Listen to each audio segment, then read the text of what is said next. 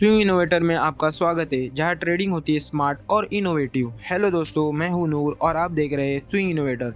आज हम बात करेंगे एक ऐसे टॉपिक पर जो ट्रेडिंग में गेम चेंजर साबित हो सकती है, वॉल्यूम एनालिसिस। अगर आप वॉल्यूम को सही तरीके से एनालिसिस करना सीख लेते हैं तो आपको प्राइस मोमेंटम को समझना और बेटर ट्रेडिंग डिसीजन लेने में एक्सपर्ट बन सकते हैं। तो सबसे पहले ये समझते हैं कि वॉल्यूम होता क्या है, वॉल्यूम का मतलब क्या है। मार्केट में किसी स्टॉक का कितना क्वांटिटी बाय और सेल हो रहा है एक स्पेसिफिक टाइम पीरियड के अंदर। जब स्टॉक का वॉल्यूम ज़्यादा होता है इसका मतलब है कि उस स्टॉक में ज़्यादा लोग इंटरेस्टेड है, और अगर वॉल्यूम कम है तो इसका मतलब है कि उस स्टॉक में एक्टिविटी कम है। सिंपल बात यह है कि वॉल्यूम बताता है कि मार्केट में कितनी एनर्जी है। अब सवाल ये आता है कि वॉल्यूम एनालिसिस ज़रूरी क्यों है। आपको वॉल्यूम से दो चीज़ें पता चलती है। फर्स्ट इज प्राइस मूवमेंट की स्ट्रेंथ और सेकेंड इज रिवर्सल का सिग्नल।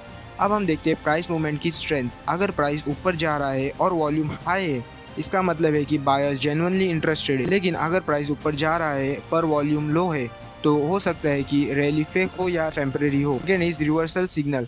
कभी कभी जब प्राइस गिर रहा है और सडनली वॉल्यूम स्पाइक करे तो हो सकता है कि मार्केट रिवर्सल का सिग्नल दे रहा हो।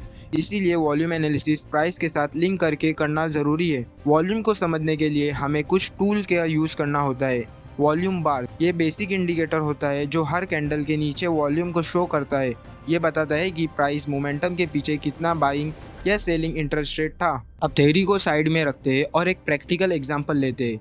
ये देखिए एक स्टॉक का डेली चार्ट। यहाँ प्राइस एक रेजिस्टेंस लेवल को तोड़ रहा है और वॉल्यूम में सडन स्पाइक हो रहा है। ये हमें कंफर्म करता है कि ब्रेकआउट रियल है और बायर्स एक्टिव है।